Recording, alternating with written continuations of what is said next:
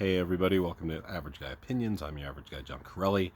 I just realized it's very quiet in the suburbs. It's just after 9 o'clock here, but I feel like I'm being super loud. So the crickets are dying.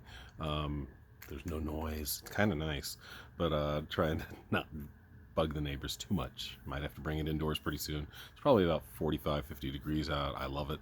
But I'm going to call this episode Who Needs to Die? And I just got back from my father's, and no, I do not include him on that list. I know I've bitched about him all summer, and maybe even before that, but my mom helped put things into perspective with him, and so thank you, Mom. That he really did stick around, at least stayed in the area for me. He was always in Denver when I was, throughout all my childhood years. So he was in New York, of course, when I was born until we moved here. So and he actually helped me out a lot when I was 17.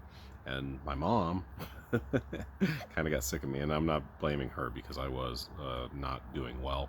And he was my safety net. She's like, you can't do this anymore, John. So I went and lived with him for 3.5 years, kind of got my act together, and then moved on from there.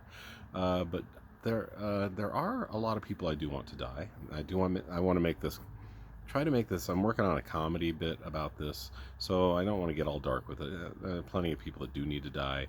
I would put Donald Trump, Vladimir Putin, Bill Cosby. Let's see.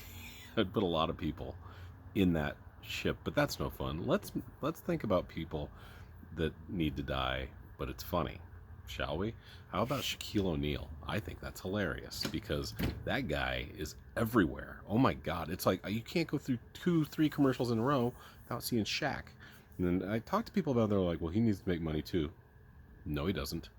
No, he doesn't. I haven't checked lately, but I think last time I checked, he's worth $250 million. He's fine. If you can't retire on $250 million and somehow make it work, that's on you. So no, he just wants to be everywhere, and I'm annoyed with it. You made your money in basketball. You can't act. You're not funny, so stop. You had your one skill. You made tons of money at that skill. Please leave. Same with Peyton Manning. I feel the same way with him. It's like you were awesome at football. First ballot Hall of Famer, 2 Super Bowls, including the last one with the Broncos. But those Peyton Manning, I just got that folksy charm, and I got a pretty good dry sense of humor, and do a good interview. No one cares. Go retire. Stop shilling for Buick and Papa John's and doing game shows. Tired of you. Tired of you. Tired of Shaq. Who else am I tired of? Well, you know what I'm also tired of? Who else needs to die? Are all the same um,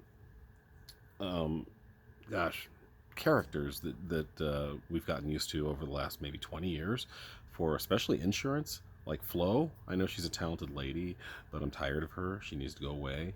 Flo from Progressive Insurance. I didn't make that clear. Tired of her. Tired of the Geico Gecko. Here's what I want to happen. I want Flo, and it would be very ironic because it's two insurance companies that primarily cover auto insurance, but do other types of insurance as well. I want Flo to run over the Geico Gecko and skid on him so bad that she goes into a rollover accident and dies as well. That's what I want to happen. A little dark? Well, it's dark behind me, so deal with it. I get so sick of seeing the same things over and over. Here's who also needs to die.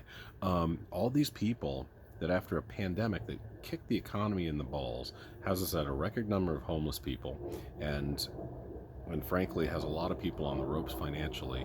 All these people that are running betting websites and apps and just pounding those down our throat. I don't know about you guys. I watch a lot of YouTube. That's why I'm here, right? It's kind of my new entertainment because that's what Logan watches, and I just like watching stuff with him.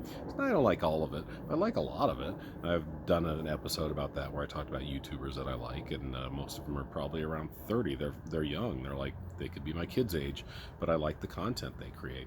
However, YouTube is now heavy into advertising, as I'm sure you know, and a lot of these guys get sponsors, and so they'll do an ad, like their own goofy ad for a lot of it. A lot of times it's HelloFresh, which is food that's delivered to your home that you cook. And there's what else? They do VPNs, which I forgot. Is a very private network. I know that's not right.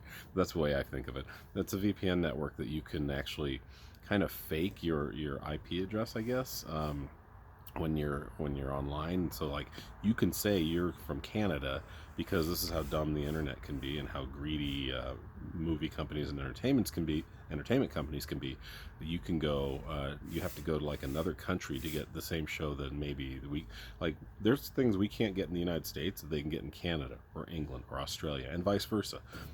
I moved my hand so the light came back. Ooh, but yeah. So those are the way the sponsors they often do ads for. But a lot of times they don't do that, and YouTube inserts made ads. But I've seen I could probably name at least 5 of these betting sites off the top of my head. And this started, I want to say, maybe a year ago, right around the beginning of the year, something like that. So 8 months, 12 months ago, and it's insane. And they're getting big name people to do this stuff now. There's one called Win, WINN, WinBet. I believe that's Ben Affleck. There was MGM, which was Jamie Foxx, and there's Caesars, which is not only JB Smoove, who honestly is one of the worst comics on the planet, but he keeps getting gigs somehow. But also now Patton Oswalt was also on an ad, which really is disappointing to me. Once again, I asked that question I asked at the top of this with Shaquille O'Neal: how much money do you need? Patton Oswalt, to his credit's only worth 14 million. I looked that up, but I think usually you can get by with that, or at least not have to sell your soul to the um, gambling devil. I mean, it's insane. It's just, honestly, I'd say it feels like about 1 out of every 3 ads on YouTube right now is for some sort of gambling site, and they get you in the way they used to.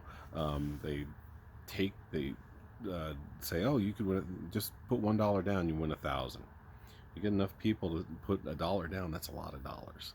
And then you get them hooked and you go, well, you only put 5 and you put 5,000. Next thing you know, people only lose 10, $20 each.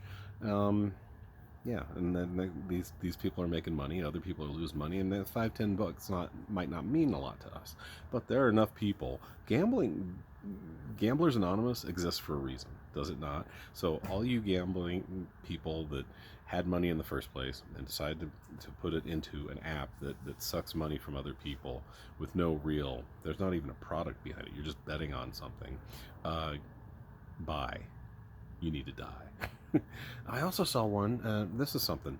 So, what do you think about this? This is kind of going off the track a little bit. So, I don't know. I'm not big into talking about death right now. I really never am in the first place. So, I pretty much got all the people I want to die out of the way. But I was driving down the road the other day, and I saw an ad for I think it was MGM. It was one of the betting places I was just talking about, and it said, proud partner of the Denver Broncos. Let's think that through a minute, shall we? A betting place, a casino, off track, whatever MGM, however they run their money, right? I mean, obviously the MGM Grand in Las Vegas is part of the whole MGM entertainment machine, right?